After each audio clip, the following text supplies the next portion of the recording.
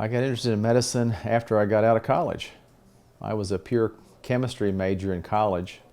I went to graduate school and I needed a job. So I went to a hospital and started working in a laboratory.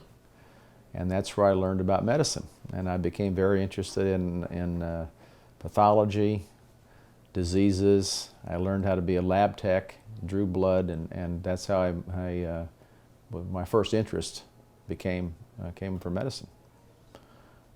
I really had no desire or even thought of being a doctor when I was a kid or in college. In fact, I used to kind of shun those pre-med students because we were pure scientists. But then when real life kicked in, I got really interested in it when I started working at this laboratory in Urbana, Illinois. Generally working in that lab, and I had to teach myself how to be a lab tech, learn all the tests, got to know more what medicine was all about, and got to know the pathologist there, and he kind of inspired me to apply to medical school, really. During medical school, we didn't have it. I think we had 1 or 2 lectures in ophthalmology. That was it. I wanted to be an internist, and I thought, well, a good internist needs to know how to do a good eye exam. So I was in the military on a scholarship, and we had the opportunity to go to these different bases for training. So I chose an ophthalmology rotation in San Francisco at the Letterman Army Hospital. And that's where I became interested in ophthalmology. They had some very inspiring ophthalmologists there. I got real interested in taking care of the patients. And it was so nice to be able to see what was wrong with the patients. And I just, I was signed up to go to the San Francisco General Hospital for a rotation. And I said, I think I'll go to ophthalmology the second time. And I did, and I really got hooked. So I never looked back. And of course, the chief there became the chief down here in San Antonio. I followed him to be his student. And he was my inspiration. Dr. John Schock was his name. Well, they are certainly rapidly changing. We've seen so many changes in the field of ophthalmology over the last 10 years. In order for me to keep up with those changes, it's very difficult. But it's made easier with modern technology and information technology. So, number one, we get things across my desk every day of magazines that are filled with all the latest journals and articles. I get emails from all the same places, headlines of what's new.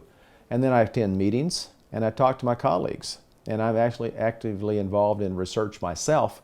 So I'm sort of on the cutting edge because I get to go to the meetings where they tell us you can't tell anybody about this, it's highly secret because it's not known to the public yet. So I feel like I'm on the cutting edge of the research that's going on. So I enjoy the meetings. I go to a lot of meetings. I go to probably 4 or 5, 6 meetings a year, sort of vacation meetings. Some of them are part vacation, part meeting. But I certainly do keep up mostly by going to these meetings and talking to my colleagues and listening to lectures. When I was in Vienna for a meeting last week, they had a session of live surgery transmitted from 4 different sites, from Belgium, from Ann Arbor, Michigan, and I can't remember where the 2 were, but it was live surgery that I could watch and learn without having to actually go to the OR of the doctor. So that's quite common anymore. Almost all of the meetings now will have live surgery that we can watch and learn from. There's a special meeting in Frankfurt that I like to go to that has doctors from all over the country and all over the world, really, that come there and do live surgery, and then there's an audience watching them. And the last time I went, there was 600 people from 66 countries. I can speak Spanish, habla español. I've studied Spanish since high school when I had to take Spanish 3 so my high school could have accreditation for Spanish or something for the school. There was 3 of us in the class, and I've been studying it ever since. So I can speak Spanish. I have Spanish tapes that I listen to in my car, and so I can certainly get by. As a retinal specialist, one of my big responsibilities is taking care of patients with diabetes. I've been doing it for years, and we've seen a gradual improvement in not only the patients taking care of themselves with new medications, but the treatment of diabetic retinopathy. Of course, diabetes can affect the retina in many ways. Mainly it causes bleeding and loss of vision from what we call macular edema or swelling in the retina. If we see the patients early, they come in on their annual examination, we can most of the time catch the disease early, treat it with either laser or some new treatments, which are pharmacology or basically eye medicines that we can use. And many patients can be treated successfully and maintain their vision. But it's very important that the patients come in on an annual basis and be treated and not wait until they all of a sudden get severe loss of vision, then come in.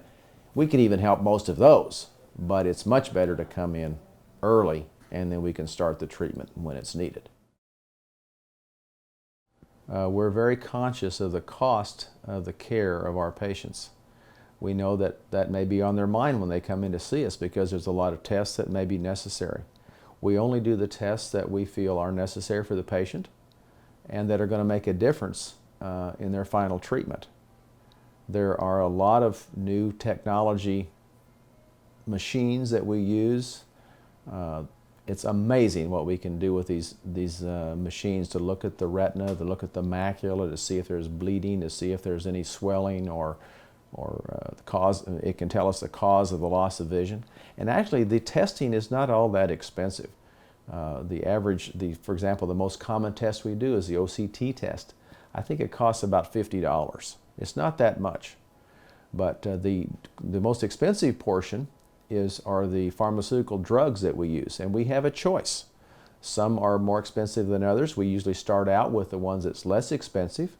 If it doesn't work, then we can go to the one that may be better. We also are very conscious of what the patient's insurance is. We always check that first, make sure what they're going to get is going to be covered by their insurance. And if not, then we work out a plan for the patients. And a lot of these pharmaceutical companies have plans of their own, will help pay the portion of the patient that the patient cannot pay. They might have a large copay or deductible. And these drug companies have foundations that will pay the copays for the patient based on their income, but they have very high levels, so it's easy to qualify. And so we have many patients on these plans that they don't have to pay anything for the drug. That these drugs can cost up to $2,000 per treatment, and if Medicare or their supplement pays most of it, if it doesn't, these foundations will pick up the copay. It's amazing. It puts the patient at ease because they can come in with that little credit card and they just, whatever is not paid, it gets paid by the credit card, by the company. That doesn't include all of the treatments and examinations, just the drug, but that's the large majority of the cost. Retinal surgery is something I've been doing for a long time. And the great thing about it is, of course, people come in and can't see or have loss of their peripheral vision, and I'm able to help them and get their vision back. It's a very frightening thing to have a retinal detachment or have bleeding in the eye, and it's very rewarding for me to be able to repair those eyes and be able to restore their vision. It's very visual, which I'm a visual person. I mean, I like working through the microscope. It gets magnified. I can see the retina, see the retinal holes, see the problem, see where to laser, fix it. And so that's one of the reasons I like doing retinal surgery. It's fun for me, and it's nice to see the patient the first post-operative day and they can see again, and it's very rewarding. Doesn't always work, but most of the time it does. Well, I had an interesting case recently of a patient who had the vitreous gel pulling on the macula, and this was about to cause a macular hole. And I've been working on this new process of simply injecting a gas bubble in the office to fix that. So I injected a gas bubble in her eye, and the vitreous released, but she still had a macular hole. So I scheduled her for surgery. And the day before surgery, the patient called and said, "Dr. Mein, I think it's a little bit better." So I said, "Well, come on in, let's take a look." And sure enough, it had gotten a little bit smaller. She said, "Well, give me another injection of the gas." So together we decided to do a second injection. So now I term this patient the double bubble. And sure enough, 4 days later, with strict face-down positioning, her macular hole closed without any surgery. So she was very excited. I have another one now that's called the triple bubble. It worked too. So This technique, I actually presented this technique of using this gas bubble to treat macular holes at the Vienna conference I was just last week, and it was very well accepted. There was another paper about a similar topic, and we had like a 78% success rate of relieving vitreous traction and curing macular holes with a gas injection in the office without having to have surgery.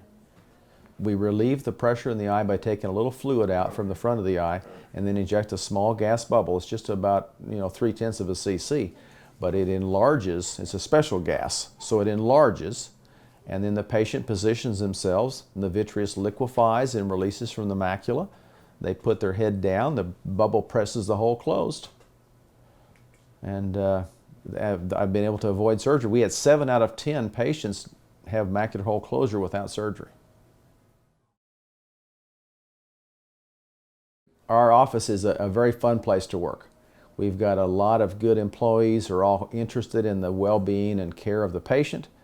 I like to interact with my employees. They're all excellent with the patients. They make the patients feel at ease. I've had numerous compliments from patients, especially recently, about how they enjoyed coming into our office. They feel like they were taken care of, and our employees really care. And it's much nicer to go to an office where everybody's getting along. And we've had times when things weren't exactly that way, obviously. I mean, we're all human beings. But right now in our office, I think everybody is getting along very well. We all have one goal in mind, that's to take care of the patients, and we all understand that, and I think it's working very well. And it's a joy to work here, really. Well, I think my duty as a physician is to put the patient first. To do the best I can to cure them. If I can't, I refer them to somebody else that can. I mean, I think it's my duty to use all the training, the knowledge that I've been given, the talents that I have, to try to make that patient better. And I have to know my limits. I mean, I do what I can. If I think, well, I can't handle this case, then I know I can refer it to somebody else. But by majority of the time, in our office, we have the people here that can handle very tough cases that involve the retina. I started this main office in 2005. This is our main, where we have the main testing facilities, the fluorescein angiography, the wide field, the high-tech visual imaging systems. But we have satellite offices for the patients in Kerrville, New Braunfels, Fredericksburg, Seguin, Stone Oak. We even go to the village, the Air Force Village place out in West San Antonio. So we go to a number of different places that make it much more convenient for the patient to come to see us. Now, we can do most of the treatments there, not all. We have to do surgery here at our specialized surgery center that has all the equipment for that. And if they require special, say if they're in a research protocol or something that may be eligible for, we have to do that down here. But 90% of the treatments we can do at our satellite office.